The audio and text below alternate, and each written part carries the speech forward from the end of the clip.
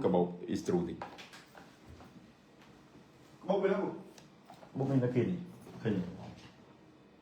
ขึ้นกระบอกบอกอะไรนี่โปรโจมาเป็น bốc với sáu thì mới có bây giờ nhưng เอาได้น้องจะสั่งkhông แต่ละเล่งแต่ละกรุ๊ป bạn ạ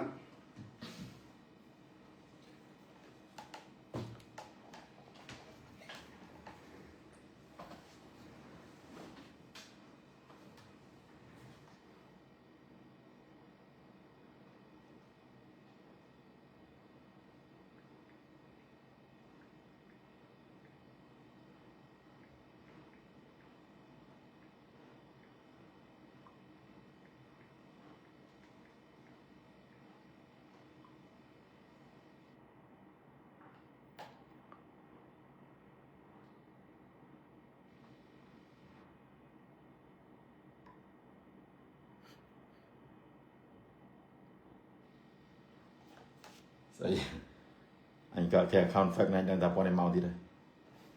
phụ chọn chụp bù hỏi mình phụ slide bù hỏi slide ấy.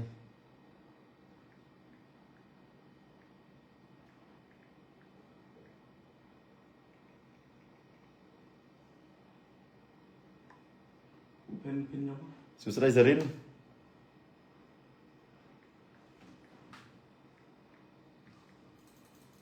Magi News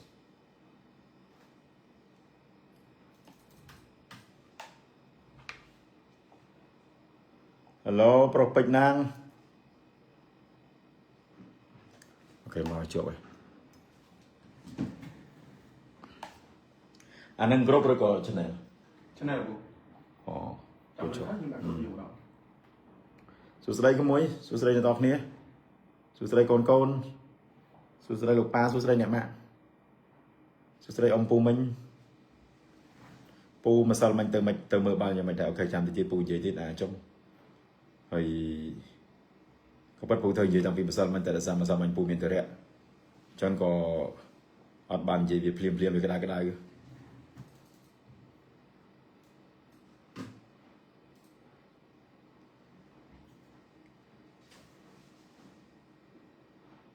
ពូចង់ឲ្យនឹងសង្ហាមែរដងមើលមិនយល់ក្បាលអីនេះតែចេះមើលយល់គេថាឈូតអីហ្នឹងពូស្អាតម្លេះពូនិយាយបាត់អត់ជំនឹងនិយាយជំនឹងរោដោនិយាយឥឡូវមុននឹងពូនិយាយពូទៅ check មើលសិនតើមានវត្តមានរបស់ Cristiano អត់ខំដាក់គូទៅឡាយចោលអ្នកនរគ្នាទាំងពូចောက်អត់និយាយទៀតណាចូលអត់មានរោដោផងដល់ពេលអញ្ចឹងពូមិន Estin មែនទេ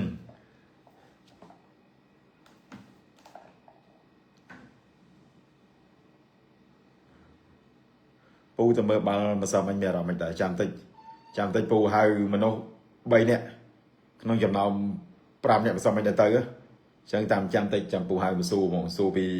អតិថិភាពផ្ទាល់ហើយសួរពីអ្វីដែលវាបានជួបប្រទះម្សិលមិញចាំតិចទៀតស្រឡាញ់ពូចောက်ណាសួស្តីអរត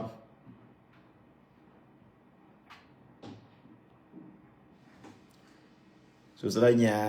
ធីរិចមួយកុំភ្លេចជួយ join group Telegram ពូខាងក្រោមម្នាក់មួយផងហ្នឹងអា group ហ្នឹងពូ live បាល់គ្រប់ការប្រកួតគឺនៅក្នុង group ហ្នឹង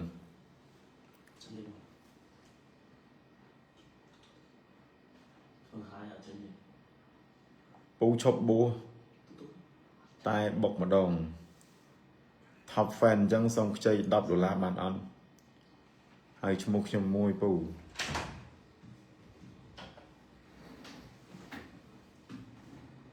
កើតឲ្យបង rapper ស្រុកខ្មែរដែរដែលគេឲ្យតម្រង់ជួ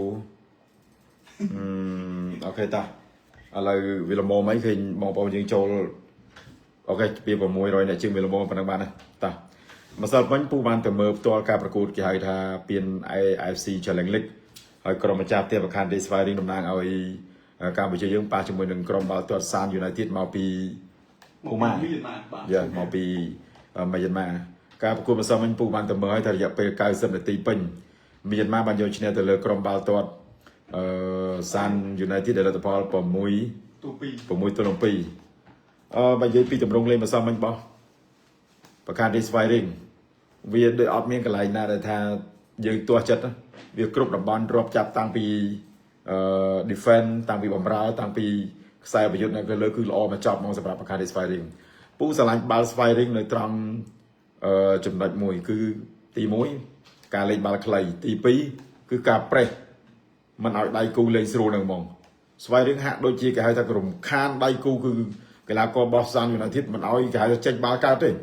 ហើយវាគូផ្សំជាមួយនឹងយើងជាម្ចាស់ផ្ទះហើយយើងមានអ្នកគ្រប់គ្រងយើងទឹកដីរបស់យើងទៀតវារត់ទៅធ្វើឲ្យកម្លាំងចិត្តវារត់ទៅធ្វើឲ្យ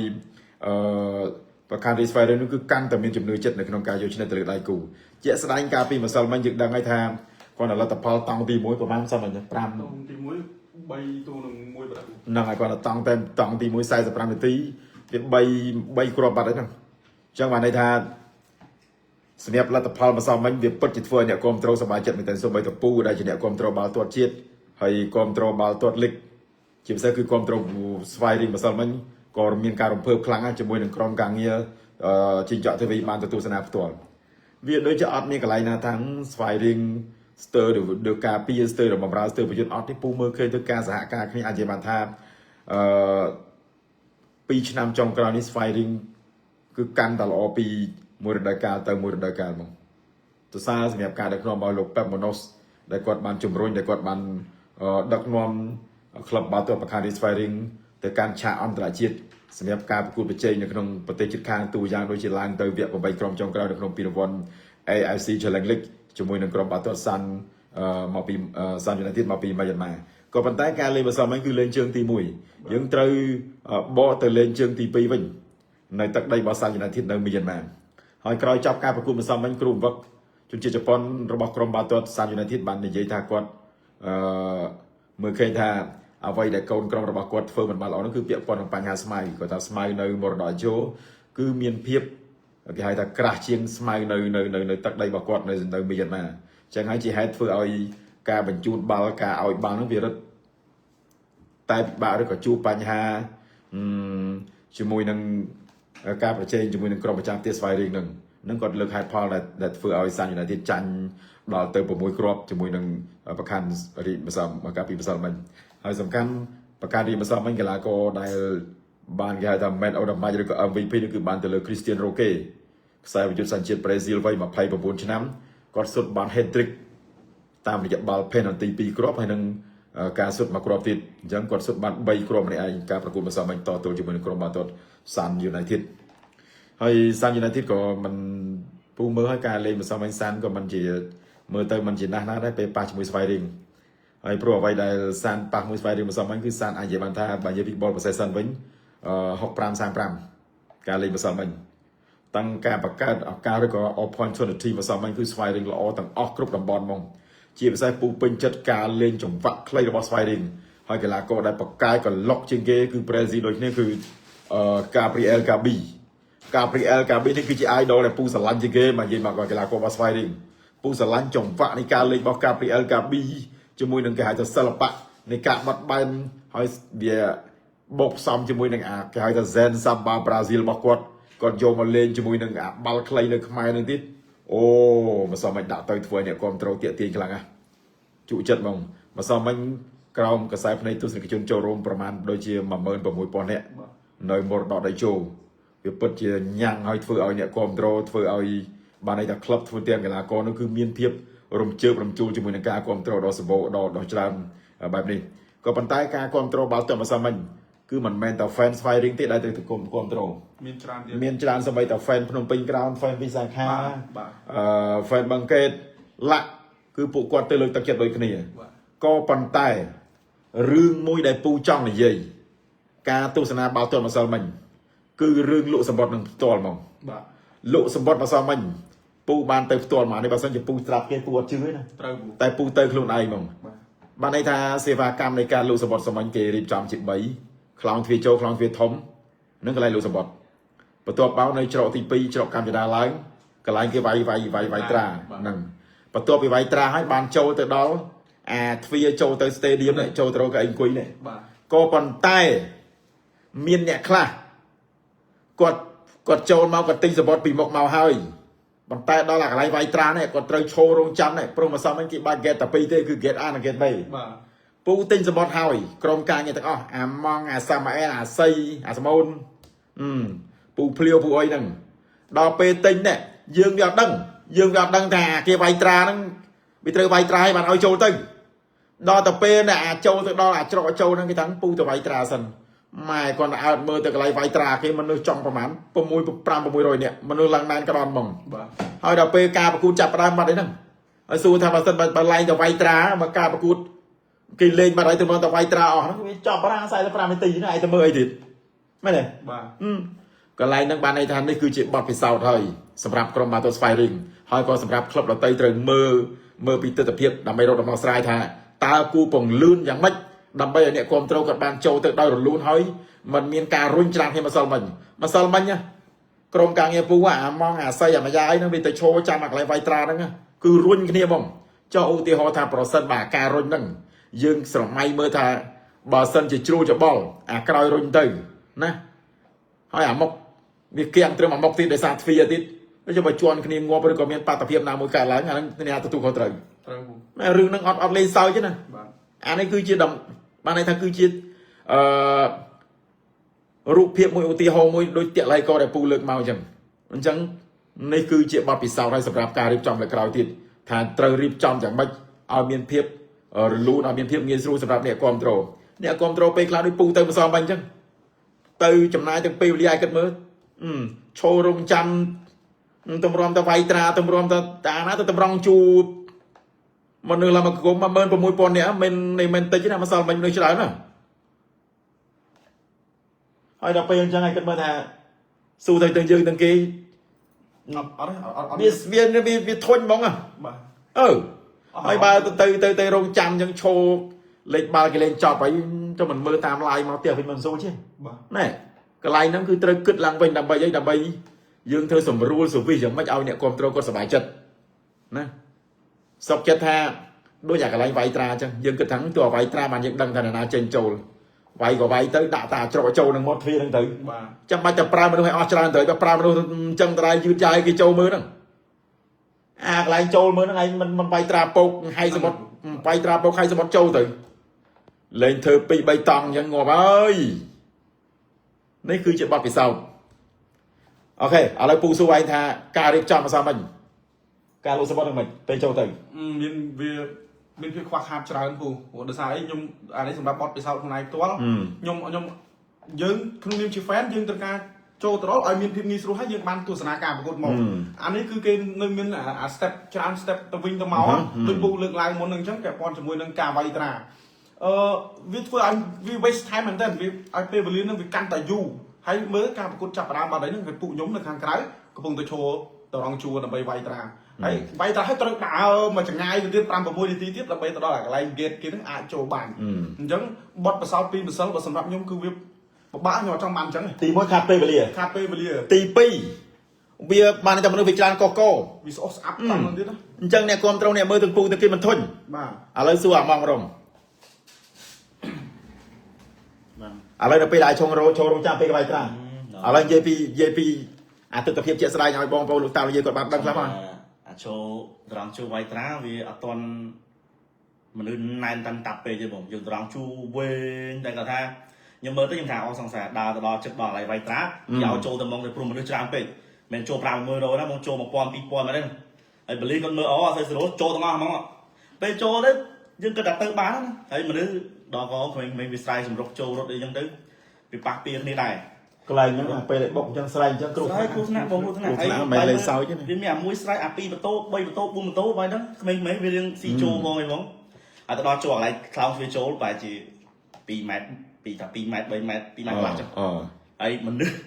ឡើងខ្មៅអាងឹតហ្មងហើយគ្នាក្មេងៗស្រីគឺទូញៀបមិនបើសិនជាសកត់ងាប់ហ្មងហើយវាមានអ្នកស្រែកបុកចូលទៅអូពិបាកសម្រាប់ពិបាកសមមិនឲ្យស្លាប់មកនេះឲ្យសបុត ខ្ញុំស្រែកអត់ទេខ្ញុំស្រែកអានេះដែលវាស្រែកឲ្យបុកចូលគេរៀបនឹងឲ្យចូលទៅសំខាន់វាស្រែកបុកចូលទៅវាចង់វាដូចអាបបធរហ្នឹងដូចពុករំធំប៉ះវាយគ្នា អញ្ចឹងបានថា អីទៅមើលបាល់សងធ្វើ នេះមិនមែនជាការរិះគន់ទេនេះគ្រាន់តែជាការលើកឡើងដើម្បីឲ្យសម្រួលធ្វើម៉េចលើក្រោយទៀតបង្កើនភាពងាយស្រួលដល់អ្នកគ្រប់គ្រង អញ្ចឹងប្រសិនបើលើកក្រោយទៀតយើងដឹងថាអូយើងសិក្សាមើលណាលើកនឹងមានបញ្ហាដោយសារអ្នកគ្រប់គ្រងច្រើនអញ្ចឹងទៅដោះស្រាយយ៉ាងម៉េចដើម្បីពលឿនការចូលឲ្យកាន់តែលឿនព្រោះនៅពេលដែល fan បុកមកច្រើនអញ្ចឹងដូចស្ទះរឿងម្សិលមិញគេដូចស្ទះចរាចរណ៍មកហ្នឹងខ្ញុំសម័យខ្ញុំនិយាយត្រង់អានេះខ្ញុំនិយាយក្នុងខែពេកខ្ញុំសម័យឃើញតកោះពេញខ្ញុំសម័យហើយខ្ញុំឃើញអានេះមានសង្សារមានអីអោបឡើងជាប់ហ្នឹងណាអូទៅបុកជាន់អី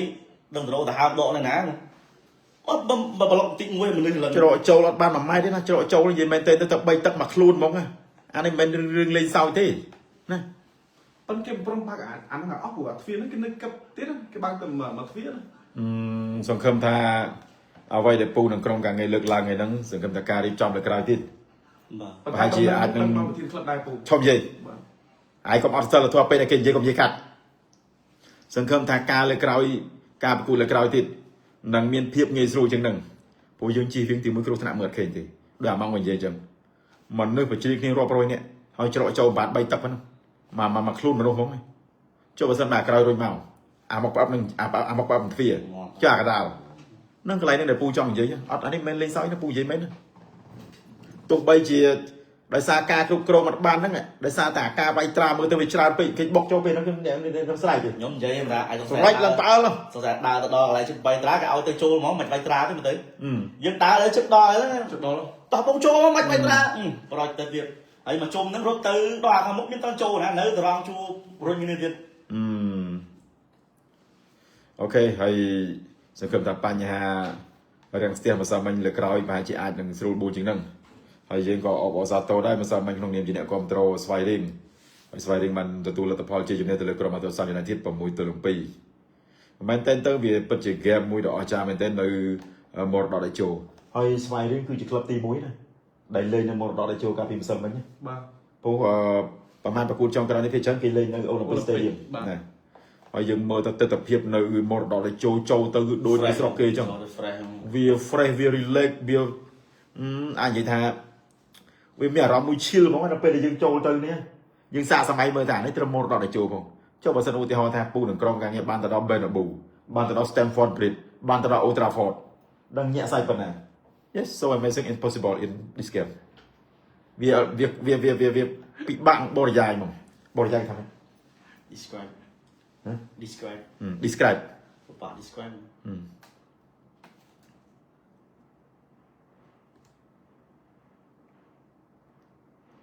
សួស្តីក្មួយ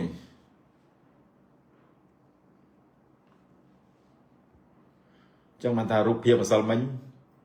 នៅពេលដែលឃើញសារព័ត៌មានផុសឃើញ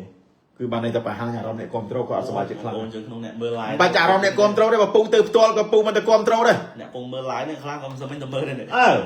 ដឹងទេអានេះយើងនិយាយពីទស្សនវិជ្ជាពិតហ្មង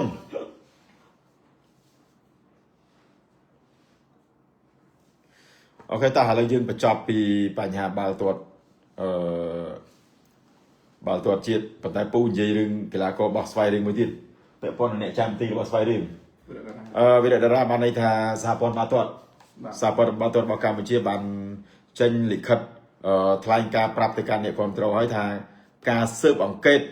ហើយនឹងការ check ទៅបានន័យថារោនៅកំហុសនៅពេលដែលកាលនោះដូចជាក្រុមបាល់ទាត់ជំរឿនជាតិកម្ពុជាយើងប៉ះជាមួយនឹងសិង្ហបុរីអញ្ចឹងការធ្លាយគ្រាប់បាល់ពីក្រុមនោះបានន័យថាវាមិនប្រក្រតីវាធ្វើអ្នកគ្រប់គ្រងនៅក្នុងប្រទេសកម្ពុជាដូចជាអ្នកគ្រប់គ្រងណាស៊ីមិនអស់ចិត្តឥឡូវនេះក្រោយពីការស៊ើបអង្កេតតាមរយៈការចូលរួមពីខាងក្រៅប្រទេសផងខាងក្នុងប្រទេសផងអញ្ចឹងគឺសហព័ន្ធបានបង្ហាញពីសុចរិតភាពឲ្យឃើញថាវាអត់មានកំហុសហើយក៏មិនមែនដោយការចោទប្រកាន់ឬក៏ការសង្ស័យរបស់អ្នកគ្រប់គ្រងនោះទេបានន័យថានេះគឺជាគ្រាប់បាល់បានថាអាចនិយាយថាជាការខ្វះការប្រុងប្រយ័ត្នរបស់វីរៈតារាហើយពូក៏សង្ឃឹមថាលើក្រោយក៏មានកំហុសទៀតណាអាតារាអានេះគឺជាលើកទី1អញ្ចឹងវីរៈតារាលើក្រោយក៏មានកំហុសលើកទី2ទៀតពួកអ្នកគ្រប់គ្រងមិនដែរថាចង់រិះគន់ទៅវាយប្រហារប្របាក់ទឹកចិត្តកីឡាករជាតិយើងទេបានន័យថាយើងចង់បានន័យថាឲ្យចេះកែប្រែនៅកំហុសឲ្យទទួលស្គាល់ហើយនេះគឺជាកំហុសដែលអាបងឯងត្រូវកែប្រែឲ្យត្រូវសិក្សាវាឲ្យលម្អិតមែនទែនមុននឹងការសម្រេចចិត្តជាពិសេសគឺនៅក្នុងទូរ៉ាមេនធំពួកនេះគឺជាមុខមាត់របស់ជាតិសង្ឃឹមថាអាបងឯងនឹងធ្វើបានល្អណាអានេះពូប្រាប់ណាអាតារាឥ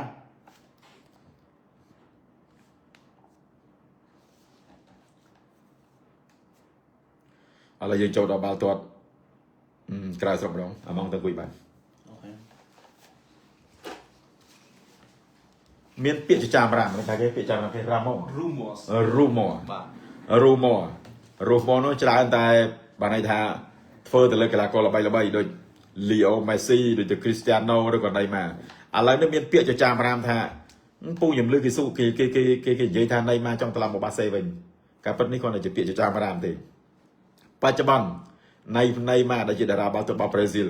គាត់កំពុងតែបានន័យថាមានអារម្មណ៍ស្រស់ថ្លាជាមួយនឹងក្រុម Mato Santos ហើយផែនការដែលថាបាសេឡូណាចង់យកណេម៉ាត្រឡប់មកវិញវាមានអាចនិយាយថាវាសឹងតែគ្មានភាគរយផងវាតិចមែនតើ បាទ ព្រោះទី1បាសេដោយអស់អារម្មណ៍ជាមួយណេម៉ាតាំងពីណេម៉ាផ្ទេរទៅកាន់ប៉ារីសអានោះរឿងទី1ទី2បានន័យថាការបដោតអារម្មណ៍ទៅលើណេម៉ាវាដូចជាអស់ហើយបើយើងនិយាយថាយកណេម៉ាមកធ្វើអីយកមកទី1ប្រាក់ពលកម្មថ្លៃទី2ណេម៉ារបួស បាទ ហើយការលេងរបស់ណេម៉ារាល់ថ្ងៃវាមិនមែនដូចមុនទេកត្តាអាយុកត្តារបួសអញ្ចឹងវាធ្វើឲ្យការលេងរបស់គាត់គឺ down ហើយអញ្ចឹងផែនការរបស់លោក Hansi Flick គាត់អត់មានចេតនាឬក៏មហិច្ឆតាណាមួយក្នុងការយកណេម៉ាពីប្រេស៊ីលមកវិញទេគឺមិនដាច់ខាតហ្មងក៏ប៉ុន្តែលីអូណែលមេស៊ីបើលីអូណែលមេស៊ីអាចឥឡូវនេះបានន័យថាកុងត្រាគាត់ជាមួយនឹង Inter Miami គឺជិតផុតហើយផុតនៅក្នុងរដូវក្តៅខាងមុខនេះក៏ប៉ុន្តែក្លឹបបានបើកភ្លើងខៀវឲ្យមេស៊ីប្រសិនបើគាត់ចង់ត្រឡប់មកលេងនៅក្លឹបចាស់គាត់វិញនៅអេស្ប៉ាញជាមួយនឹងបាសេឡូណាអូខេប្រធានក្លឹបគឺមាន David Beckham គាត់អនុញ្ញាតណាអានឹងគឺជាអត្ថភាពដែលក្លឹប Inter Miami ឲ្យជំរឿសទៅ Lionel Messi ក៏ប៉ុន្តែប្រសិនបើគាត់អត់ទៅគឺគាត់លេងនៅ Inter Miami ដោយរងថ្ងៃនេះចឹងអញ្ចឹង Messi គាត់អាចសម្រេចចិត្តបានគាត់ចង់មកបាសេវិញឬក៏គាត់នៅលេងនៅ Inter Miami ប៉ុន្តែសួរថាហេតុអីបានគាត់ចង់លេងនៅ Inter Miami ទឹកដីនៅសហរដ្ឋអាមេរិកដោយសារគ្រូសាស្ត្ររបស់គាត់ចូលចិត្តរស់នៅទីនោះជាពិសេសគឺភរិយារបស់គាត់ប្រពន្ធរបស់គាត់ចូលចិត្តគេថាជីវិតរស់នៅហើយបរិយាកាសនៅ Inter Miami នៅលើទឹកដីសហរដ្ឋអាមេរិកអញ្ចឹងអាចនិយាយថាគាត់ក៏យ៉ាងសប្បាយចិត្តនឹងការរស់នៅហើយជាមួយនឹងក្លឹបជាមួយនឹងធីមកីឡាកររបស់គាត់អញ្ចឹងបានគាត់ដូចមិនមានផែនការណាមួយក្នុងការវិលត្រឡប់មកកាន់ក្លឹបធំៗនៅអឺរ៉ុបវិញតែប្រសិនបើសួរថាមេស៊ីនៅល្អដូចមុនឯពូមេស៊ីនៅតែល្អទេណា នៅ មេស៊ីពូមើលហើយគឺនៅតែឯងកុំនិយាយខាត់ហ្មងកន្លែងណាឯងនិយាយបានទេ អាយដល់ខ្ញុំមក គឺនៅតែល្អជាងមេស៊ីទោះបីជាគាត់លេងនៅ Inter Miami ប៉ុន្តែមិត្តចាស់គាត់ដូច Jordi Alba គាត់នៅហ្នឹង Sergio Busquets Luis Suarez ប៉ុន្តែ Suarez មែន Suarez ធ្លាក់មែន ធ្លាក់ Suarez មិនបាច់ចាំថារត់ទេសូម្បីតែដើរក៏ចង់ជពុបជើងដួលទេអត់ទេ Suarez ហាក់ដូចជា ព្រឹកមិញកាប់ចានជើង ដូចតែមានថាដូចវាធំទៅឡើងគីឡូទៅឡើងគីឡូទៅ Suarez វាបាត់បង់អាលំនឹងបាត់បង់អា speed យើងបាននិយាយតែដោយសារទី1ការឡើងគីឡូរបស់គាត់ទី2អាយុអញ្ចឹងវាធ្វើឲ្យការ control សារពាង្គកាយរបស់គាត់ហ្នឹងគឺវាមិនអាចល្អដូចមុនដូចកំឡុងពេលការនៅ Liverpool ទេទទួលស្គាល់ដល់ពេលឥឡូវគាត់នៅ Inter Miami ដូចលេងឲ្យតែបាននិយាយមែនតើគាត់ធ្លាក់ខ្លាំងហើយ Inter Miami តែបើ Messi អត់ទេណា Messi ឧទាហរណ៍ Messi ត្រង់ថាវានៅតែអា control អាការលេងចង្វាក់នៃការលេងនោះវាដូចនឹងការនៅបាសេអញ្ចឹងពេលមើលម្ដងតែថា Messi លេងនៅ Inter Miami Messi មកលេងនៅអាសងទីនៃធ្លាក់ជើងអត់ទេណាបើលេងអាចប្រជាអាសងទីវិញ Messi រត់ដាច់ជើងចោលមកអានេះរឿងពិតអញ្ចឹងសង្ឃឹមថាអាចនឹងបានឃើញគាត់ម្ដងទៀតក្នុងការវិលត្រឡប់មកកាន់ក្លឹបបាសេឡូណាពូមិនដឹងថាគាត់មកឬមិនមកទេណាអានេះវាគ្រាន់តែជាយើងនិយាយទៅតាមសារព័ត៌មានហើយនឹងមានអ្នកចិត្តស្និទ្ធដែលធ្វើការនៅ Inter Miami គេលួចបង្ហាញប្រាប់ពូតាម Telegram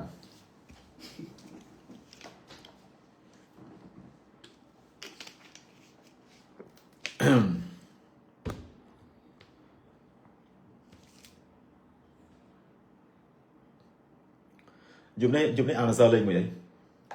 អាសាបាត់ អាសបាត់មកមែន 11 អើយសៅឌីប្រូលីកទៅយប់នេះអាសបាត់មួយអានសើពូ check មើលហើយរ៉ូដូគាត់លេងយប់ហ្នឹងអញ្ចឹងមិនពូនិយាយពូត្រូវតែនិយាយច្រឡំម៉ោងនេះ មកមិន ម៉ោងមែនឡាប់ហើយម៉ោង2យប់ម៉ោង2យប់អានសើជាមួយអាសបាត់ហ្នឹងអញ្ចឹងបានថាលេងយប់ជ្រៅហើយចង្វាក់លេងតម្រង់លេងរបស់អាណាសើអើយលេងណាក៏ឈឺក្បាលដែរធុញនឹងថែម៉ោងមកធុញនឹងថែម៉ោងមកនិយាយត្រង់ទៅធុញនឹងថែម៉ោងធុញខ្លាំងណាវាថែម៉ោងវាដូចគេទេដូចមិនដូចនៅអឺរ៉ុបថែ3នាទី5នាទីអត់ទេពេលខ្លះតង់ទី1 10នាទីយីតង់ទី2 7នាទីយីថែសាហាវថែបានអារ៉ាប់ Rồi dùng năng pa sập tại pu chư tại dùng đấy đồ miền gọt tiệt pu chư chơi tại dùng đấy đồ miền gọt tiệt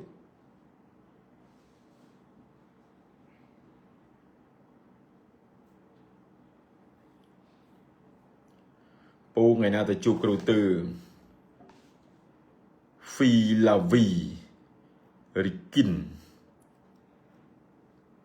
xong ai cái là bong mà complain mà nhung fan bong dù hơi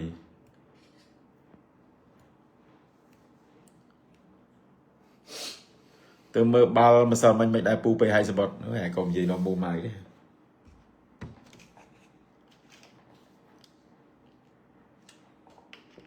từ mơ là Olympic được âm nhẹ nhảy chẳng thế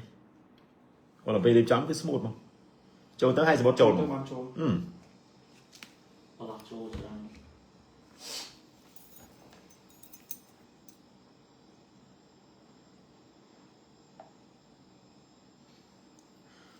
វាយអានសើបើមានរោដោវាយទៅពូរោណដោរោពូឯងអូមិនសមអញពូភ្លេចប្រាប់មិនសមអញកម្មវិធីមិនសមអញ AIC Challenge Link មិនសមអញអាសវិតគេទៅជ្រៀងអាសវិតគេដាក់ពីរបាត់សមអញអាសវិតគេបាត់ថ្មីគេបាត់អីសមអញ អីគេ អីគេ អីគេអីគេ អីគេបាត់សម្រាប់ចូលឆ្នាំប្រពៃណីចូលឆ្នាំខ្មែរយើងអូរំលែងហុយដីទៀតបាត់អាសវិតទៅចេញថ្មីបាត់អីគេមានអីនិយាយទៅបាត់អាសវិតចេញមកញាក់វា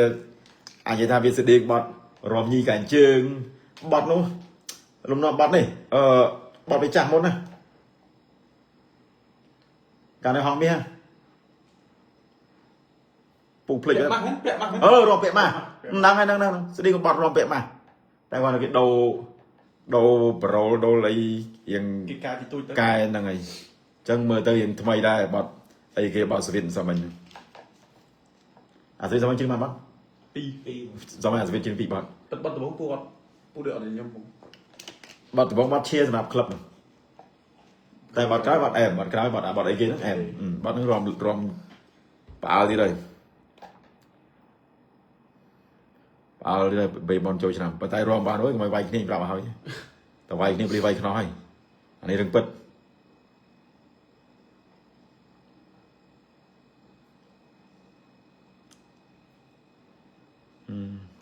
ពូឥឡូវវាដូចជាគ្រប់នេះហើយគ្រប់ដូចគ្រប់វិស័យហើយចាក់ rider ចាក់ rapper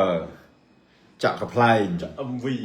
ចាក់ MV ចាក់ movie ចូល reaction ចាក់ react ចាក់ reaction អានេះ reaction គេហៅថាម៉េច reaction អ្នក react ហ្នឹងពូ អ្នក reaction នឹងចាក់ commentary ចាក់ judge អត់ស្អី ចាក់ judge អ្នកវិភាគអ្នកបែងចែកអីចឹង ចែក judge ដូច ចាក់ check ដូចចែកក្រុមអី ចាត់ បាទ judge ចាត់ JUDE ជា UDE ថ្ងៃគ្មានចេះ spell ទេអី ចាក់ judge យីឡូវចាក់ judge ខ្ញុំស្រឡាញ់ពូចកណាជួយតបខ្ញុំផងអាស័យ បាទបង សមមិនសប្បាយចិត្តដែរពេលបានទៅមើលបាល់នៅមកដល់ទៅជោ សប្បាយខ្លាំងលើកទី1ក្នុងជីវិត អាយដូចទៅលើកទី1មែនទេ លើកទី1បងដែរ តែមើលទៅវា surprise ខ្លាំងណាស់ សប្បាយខ្លាំង ហើយវាបានតែវាលើសអ្វីដែលគិតថាយើងធ្លាប់តែមើលតាម page តាមគេផុសមើលតាមទូរទស្សន៍តែពេលចូលផ្ទាល់ទៅស្អាតទេ ស្អាតឡើងធំលបងល្វើយពូមានគេមានឯងច្រើនយើងធ្លាប់ទៅនៅបន្ទប់ស្ងាត់ឯង គេមិននិយាយនៅបន្ទប់ឲ្យចំហ្នឹងតែយើងធ្លាប់តែឃើញត្រឹមអាទីលានធម្មតាដូចអាចទៅមួយពូមួយមុននៅ នៅ ISI បាទ អឺ អីអូឡ িম্প ិកអីនេះថ្មី អូឡ িম্প ិកធ្លាប់ទៅ ទៅមុន អូ ទៅមើលពូចាំទី ទៅ ចាំមកតែកីឡាឋានធំអស់ជាតិទៅអស់ហើយ ទៅ ហ្នឹងមានតែពីរហ្នឹងអូឡ িম্প ិកហើយនឹងបរតទៅជួ តែសម័យថ្មីស្អាតមើលទៅដែរទៅយើង ស្តង់ដារមិនសូវដូចស្រុកគេចឹង បាទ ភ្លើងអែម ប៉ុន្តែទៅរឿងមួយតែទៅកន្លែងណាអ្វីដែលពូទៅទៅលើបានតែអីសម្រាប់កីឡាករអង្គុយបងឥឡូវយើងគិតមើលថាកីឡាឋានសាងសង់អស់ប្រហែល100លានជាងចុះហេតុអីត្រឹមមកកៅអីកីឡាករនៅប្រើកៅអីជួទៀតបានន័យថាវាអត់មើលទៅវាអត់ស្តង់ដារហ្មងដាក់កៅអីនេះអាកៅអីបែបគេហៅថាបែប sport ទេ បាត់ spring ហ្នឹងដូចជាមិនអស់ប្រហែលទេដល់ពេលទៅមើលទៅគឺដូចស្រុកគេសុទ្ធឲ្យទាំងអស់ហ្មងទាំងកៅអីអង្គុយទាំងការរៀបចំហើយដល់ពេលមកទៅភ្នែកមកទៅអានតិចនឹងអាកៅអីសម្រាប់កីឡាករអង្គុយទេហើយស៊ូទៅសម័យនេះហើយកីឡាឋានធ្វើអស់ជិត200លានហើយទៅប្រើអីកៅអីជួអាកៅអី អង្គុយធ្វើទឹកអំពៅវាអត់ត្រូវអត់ពូនិយាយមែនពូខេញពូសង្ហាចិត្តមកសំបាញ់តែចំអង្គុយពីក្រោយហ្នឹងអង្គុយពីក្រោយ stand បោះកីឡាករអង្គុយចាក់អង្គុយពូរ៉េសេអង្គុយហ្នឹងហើយដល់ពេលអាកន្លែងកៅអីអង្គុយហ្នឹងកៅអីធម្មតាដល់ពេលអត់មកដាក់កៅអីជួអង្គុយ បាទគេឃ្យូជួ មើលទៅវាអត់សមភ្នែកវាទៅជាអាក្រក់មើលកន្លែងហ្នឹងល្អ9ដល់ពេលមកអត់អាចចំណុចមួយមិនតិចហ្នឹងទេនេះអ្វីដែលពូចង់មកចង់លើកឡើងគឺកន្លែងហ្នឹង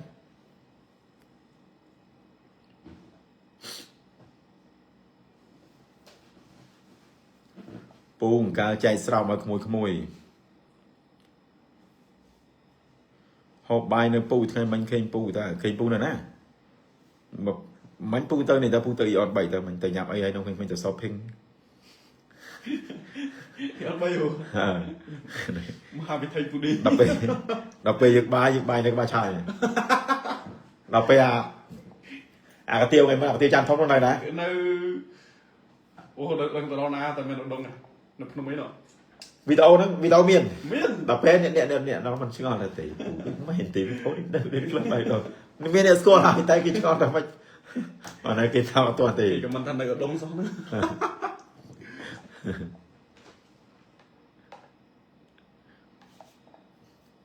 មកឲ្យសាយពិសិដ្ឋ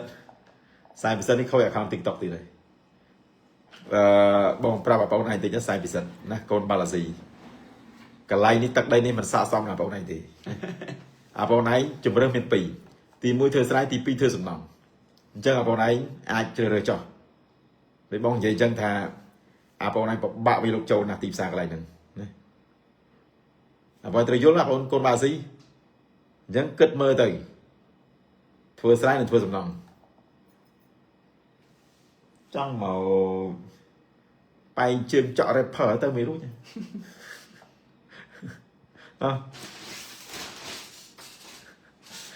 បងច្រៀងមួយបទបានហើយបង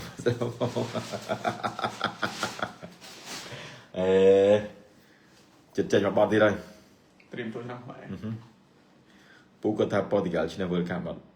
កុំទាន់អានទេវានៅឆ្ងាយទៀតពូខ្ជិលវិភាគមុនណាវានៅឆ្ងាយពេកដល់ពេលអញ្ចឹងយើងកុំទាន់អានយកមកនេះយកមកវិភាគសិន មកពេលសំទៀតមកវិភាគ សំខាន់វានៅយើងនេះដែរឆ្ងាយដែរ2026 នៅ2ឆ្នាំទៀត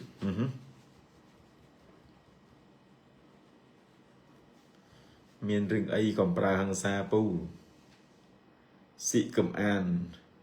បងចောက်ថាឲ្យខ្ញុំទៅផឹកនៅផ្ទះការបានផឹកទេបងហើយនិយាយតែរឿងផឹកស៊ីដូចបងប្រាប់ឲ្យតាបងអូនមិនចាក់សាក់មិនជក់បារីមិនផឹកមិនលេងល្បែងអានោះវាសិតតែរឿងដែលបងត្រូវហាមសម្រាប់ខ្លួនឯងទាំងអស់ហ្នឹងហើយរងថ្ងៃក្រោយទៅពីញ៉ាំឲ្យគ្រប់គ្រាន់គេងឲ្យឆ្អែតលេងកីឡាធ្វើការហើយនឹងនាំខ្វែងៗដើរលេង shopping វាដូចជាអត់មានតែត្រូវតម្រូវកាយបងត្រូវទៅផឹកអីទៅស៊ីអញ្ចឹងបាទបងឯងស៊ូបងទាំងការបាត់បងហៅផឹកបងឯងកុំស៊ូសំណងអញ្ចឹងស៊ូសំណងអញ្ចឹងលើក្រោយប្រហែលជាបានស៊ូទៅលើហ្នឹងបងប្រាប់ឲ្យណាសំណួរនេះគឺជាសំណួរដែលអាក្រក់និយាយទៅគឺគេហៅថា bad question don't ask to me in my live show you know you sucker motherfucker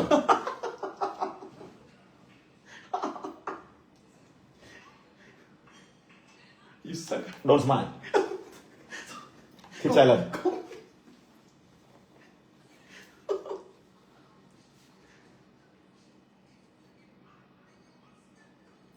you noisy when I talk with my friend in talk show my life អូខេ okay you so funny អូខេអញ្ចឹងការជជែកគ្នាយើងបញ្ចប់ត្រឹមហ្នឹងស្អែកមិនស្អែកជំរាបជួបគ្នាម៉ោង2នៅក្នុងជើងចောက် TV អរគុណឆាប់លេខគេតាអរគុណអូខ្ញុំបាក់មុខបាត់ហើយពូស្ដីខ្ញុំមុខគេមិន